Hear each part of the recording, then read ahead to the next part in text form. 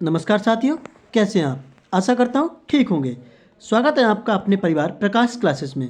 मैं आपके लिए एसएसटी यानी सोशल साइंस की प्रैक्टिस सेट लेकर आया हूँ, जो आगामी एग्जाम के लिए बेहद इंपॉर्टेंट होने वाली वीडियो है। अगर वीडियो पसंद आए तो वीडियो को लाइक करें, शेयर कर दें, चैनल को सब्सक्राइब कर लें। बिल्कुल मुफ्त में तैयारी भैया। 30 में से 10 करके नंबर दिखाओ तो हम आपको जाने। बिल्कुल भैया, हम कोई भी फालतू की बात नहीं करते, ओनली कंटेंट की बात करते हैं। आप चैनल को जरूर सब्सक्राइब कर लें। चलिए तो बिना समय गवाए हुए स्टार्ट करते हैं। पहला क्वेश्चन आपकी स्क्रीन पर। पहला क्वेश्चन है, अशोक धाम के बारे में क्या सच है?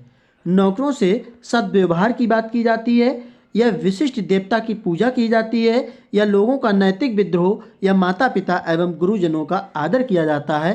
कमेंट कीजिए। अशोक धाम की बात करते हैं तो ये बिहार में है भैया। कहाँ? बिहार में है। और ये महादेव, किसका? महादेव के मंदिर से संबंधित है। महादेव के मंदिर से संबंधित है, ये भी आप ध्यान रखना। ठीक है साथियों, फिलहाल इसका राइट आंसर आपका वी करेक्ट हो जाएगा, यानी विशिष्ट देवता की पूजा की जाती है अशोक धाम में। अगर वीडियो पसंद आए तो लाइक जरूर करें, शेयर भी कर दें। नो बकवास, नो फालतू की बात, ओनली कंटेंट की बात, प्रकाश क्लासेस। बुद्ध और महावीर के अनुसार वही सच्चे ज्ञान को हासिल कर सकते हैं जिन्होंने अपना घर छोड़ दिया हो, जो घर पर रुके हों, ए और बी दोनों, या इनमें से कोई नहीं। आपसे पूछा जाता है कि घर को छोड़ने के लिए बुद्ध में जो घर छोड़ा था उसको क्या कहा जाता है? तो उसके लिए भैया आप ध्यान रखेंगे ना, महाविनिष्क्रमण। महाविनिष्क्रमण ये कहा जाता है, ये आप ध्यान रखेंगे। ठीक है, फिलहाल जिन्होंने अपना घर छोड़ दिया हो वो ज्ञान को प्राप्त कर सकता है। ठीक है साथियों, वीडियो आपको पसंद आ रही हो तो प्लीज़ लाइक ज़रूर करें, शेयर भी कर दें, चैनल को ज़रूर सब्सक्राइब कर लें। बिल्कुल मुफ्त में तैयारी। कर्क और मकर रेखा के क्षेत्र को क्या कहते हैं? शीतोष्ण कटिबंधीय, शीत कटिबंधीय, उष्ण कटिबंधीय, या इनमें से कोई नहीं।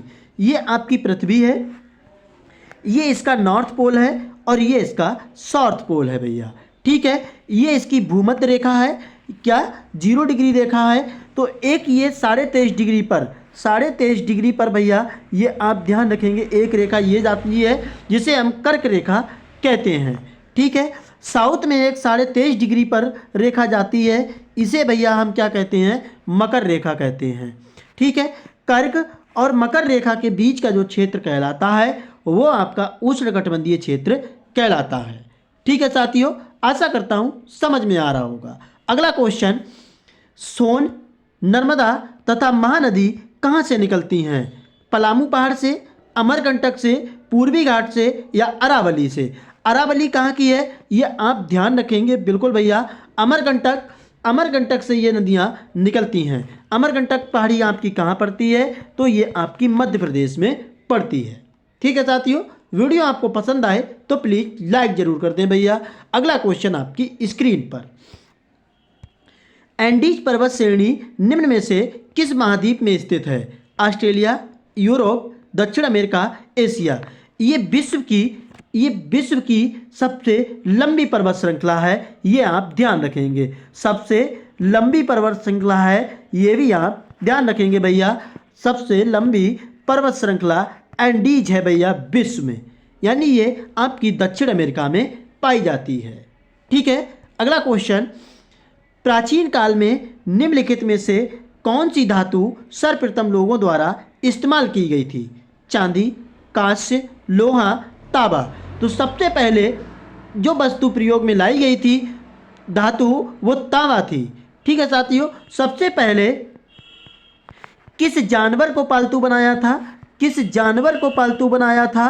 तो ये आपका कुत्ता को पालतू बनाया था, ये भी आप ध्यान रखेंगे। ठीक है साथियों, फिलहाल इस क्वेश्चन का राइट आंसर आपका डी करेक्ट होगा। अगला क्वेश्चन आपकी स्क्रीन पर, प्राचीन काल की किस अवधि को स्वर्ण युग कहा जाता है? मौर्य काल, कुषाण काल, चोल काल, या गुप्त काल को?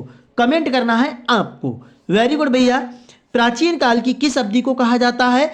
तो ये आपकी गुप्त काल को कहा जाता है। क्यों कहा जाता है?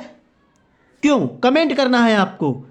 बिल्कुल भैया, देखिए जो गुप्त काल की अवधि आपसे पूछी जाए तो 319 ईसा पूर्व से लेकर 540 ईसा पूर्व तक मानी जाती है। इसमें विज्ञान, प्रौद्योगिकी, वास्तुकला, साहित्य, संगीत आदि का विकास हुआ है। इसीलिए इसे गुप्त काल को स्वर्ण काल कहा जाता है।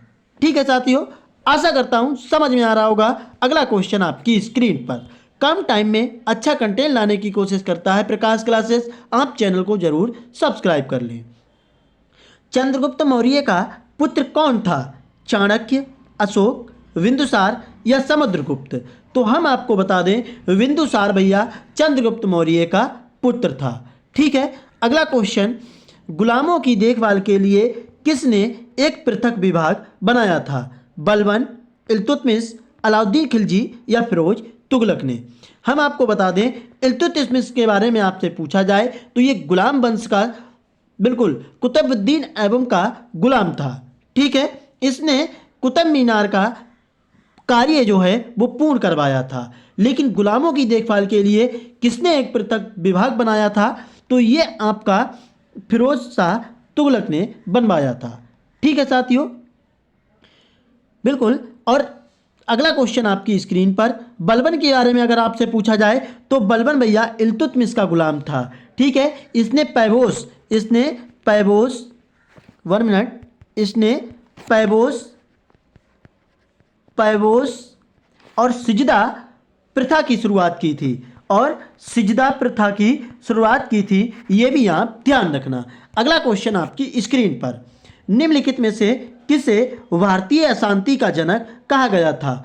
A.O. ह्यूम को, दादा भाई नौरोजी को, लोकमान्य तिलक को या लाला लाजपत राय को? किसने कहा था? तो ये ब्रिटिश के एक भैया, ब्रिटिश के कौन थे?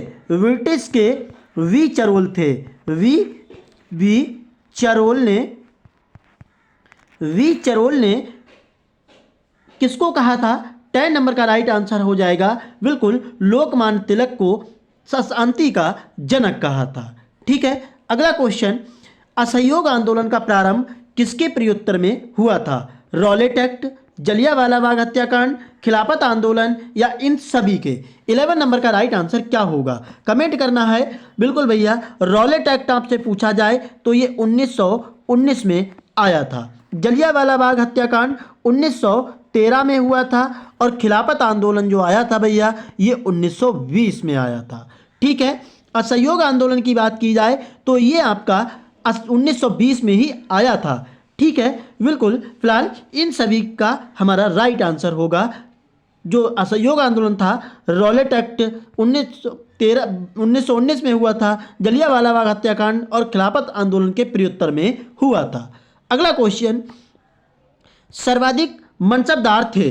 मनसबदार क्या होता है? मनसबदार एक पद था भैया, ये आप ध्यान रखना, पद था ये। ठीक है साथियों, यानी अकबर के पास, औरंगजेब के पास, शाहजहां के पास या जहांगीर के पास। यानी मनसबदार की बात की जाए तो ये अधिकारी भी कहलाए जाते हैं। तो सबसे ज़्यादा अधिकारी किस में थे? तो ये आपके औरंगजेब के पास थे।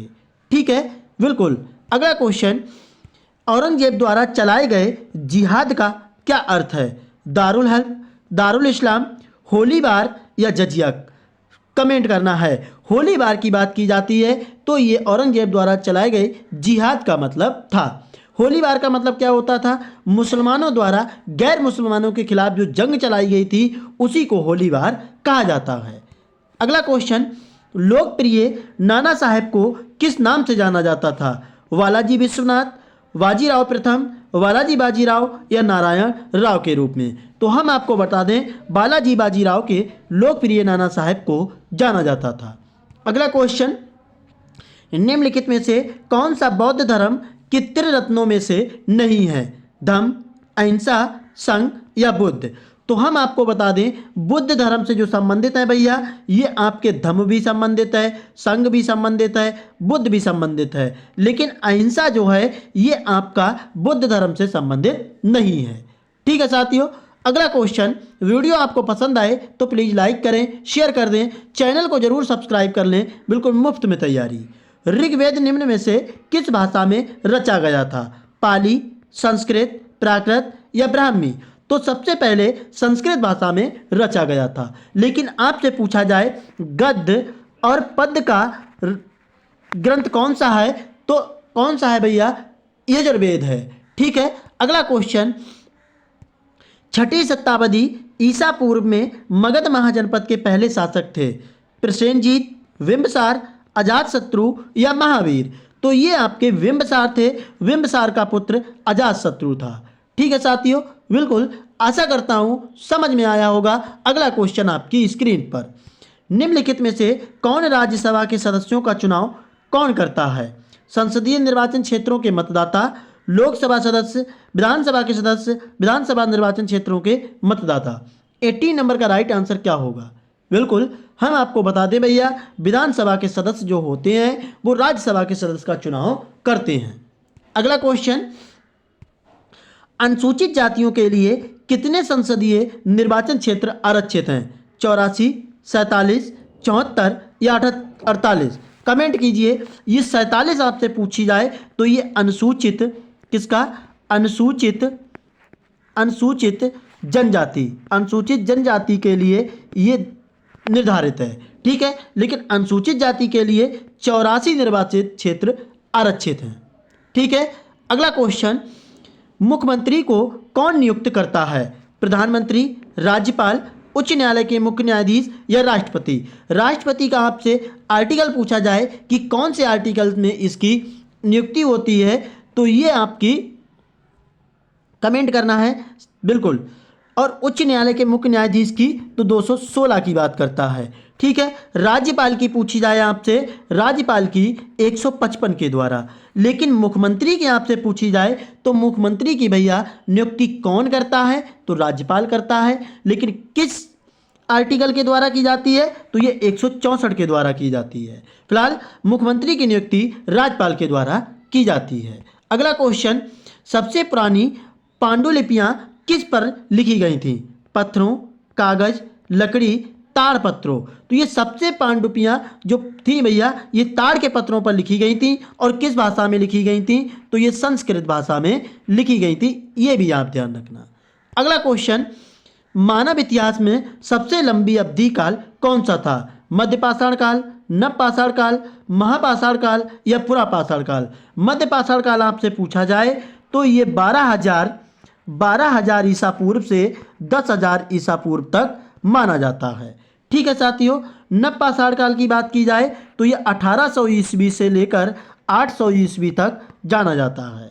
पुरापाषाण काल ये आपका 10 लाख से 10,000 वर्ष की बात करता है। ठीक है साथियों, फिलहाल यही हमारा सबसे लंबी अवधि वाला काल है। अगला क्वेश्चन, निम्नलिखित में से किसको भारत के राज्य का पहला नागरिक कहा जाता है? गृह मंत्री, राज्यपाल, उच्च न्यायालय के मुख्य न्यायाधीश या राष्ट्रपति को? तो हम आपको बता दें ये आपके राज्यपाल को भारत के राज्य का पहला नागरिक कहा जाता है। ठीक है। भारत का नागरिक पूछा जाए तो ये राष्ट्रपति होगा। ठीक है। अगला क्वेश्चन, भारत की रियासतों को किसने एकीकृत करने में निर्णायक भूमिका निभाई थी? सरदार वल्लभ भाई पटेल, वी.आर. अम्बेडकर, सी राजगोपालाचारी या जवाहरलाल नेहरू? तो 24 का राइट आंसर क्या होगा? बिल्कुल वेरी गुड भैया, सरदार वल्लभ भाई पटेल हमारा राइट हो जाएगा। वीडियो आपको पसंद आए तो प्लीज़ लाइक करें। बिल्कुल पूरी रणनीति के साथ आपकी तैयारी कराई जा रही है, कोई भी चार्ज नहीं। निम्नलिखित में से किसने आगरा के किले का निर्माण करवाया था? अकबर, जहांगीर, औरंगजेब, शाहजहां? तो 25 का राइट आंसर आपका करेक्ट हो जाएगा भैया।